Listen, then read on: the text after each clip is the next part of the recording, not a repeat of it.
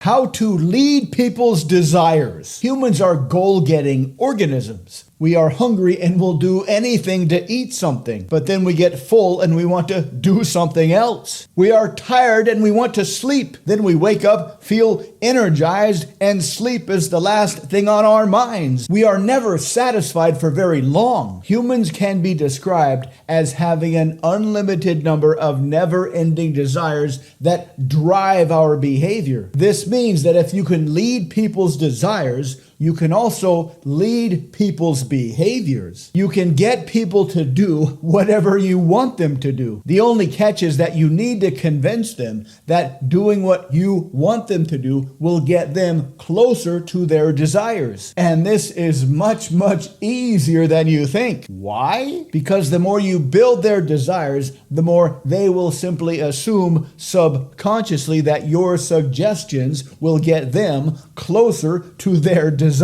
Think of this like an internal halo effect. The halo effect normally is when we look at a gorgeous woman. The things she says or the things she is standing next to, if she's in an advertisement, will be enhanced by her gorgeousness. A gorgeous woman says something, and because of her beauty, the things she says is enhanced by her beauty. We subconsciously put much more weight on what a beautiful woman says than a normal-looking woman. If a beautiful woman is standing next to a toaster oven, our desire for the beautiful woman will kind of get copied onto the toaster oven. Building other people's desires works the same way, only it will be an internally generated halo effect. The more you build their desires, the more they will see everything through their own desires. They will be looking at you, they will be looking at your products, they will be listening to your recommendations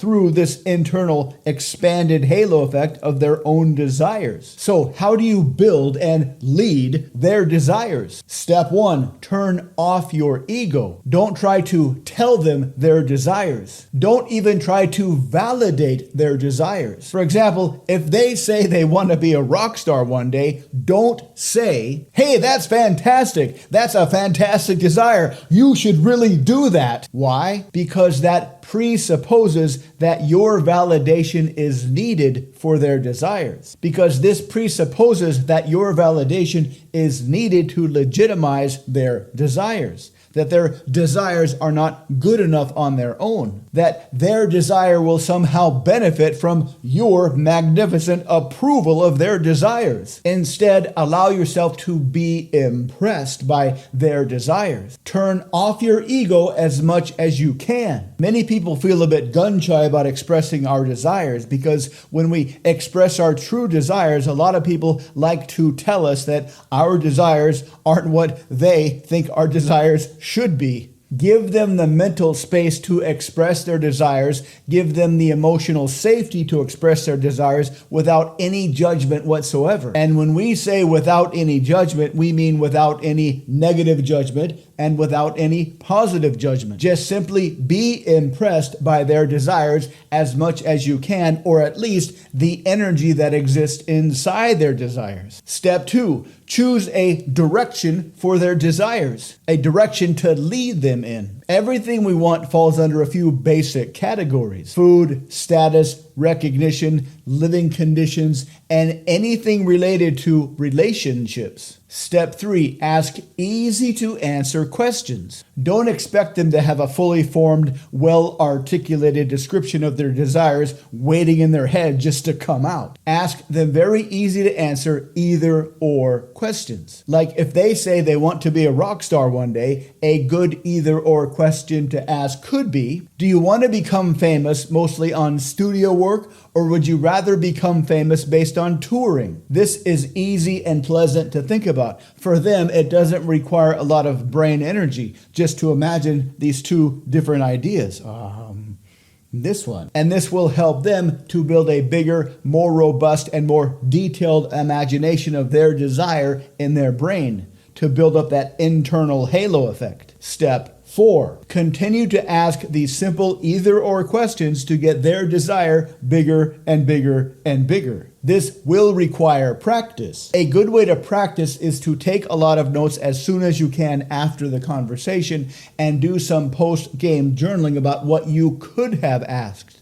This will help you next time so you can always get better. Another way is to visualize their desires as they are speaking, to keep an internal representation of what they want so you can ask some simple either-or questions to get your internal representation of their desire bigger and bigger. Step 5. If you have an outcome in mind, if there is something that you want them to do, express that in terms of their desires. Describe what you want them to do, but use as many as their words and their phrases as you can. This is another thing that will take practice. But you'll find that if you build their desire big enough, you won't really need this step. If you've taken enough time to build their desire in the direction that you want, you'll really only need to make a few suggestions and they'll go right along with it. Remember, the more time you spend building their desires, the better they feel because of their desires. They will just start to assume subconsciously that whatever you say will get them their desires. Have some fun with this. Practice on your friends until you're ready to practice this with complete strangers. You'll find this is a very, very powerful conversational skill that you can always improve, which means that you'll always be able to improve your ability to take any interesting and attractive stranger that you find and not only make them feel fantastic in a very short amount of time, but get them eager and willing to do whatever you want them to do. Thanks for watching. Please subscribe, like, and comment. To learn more, please visit mindpersuasion.com.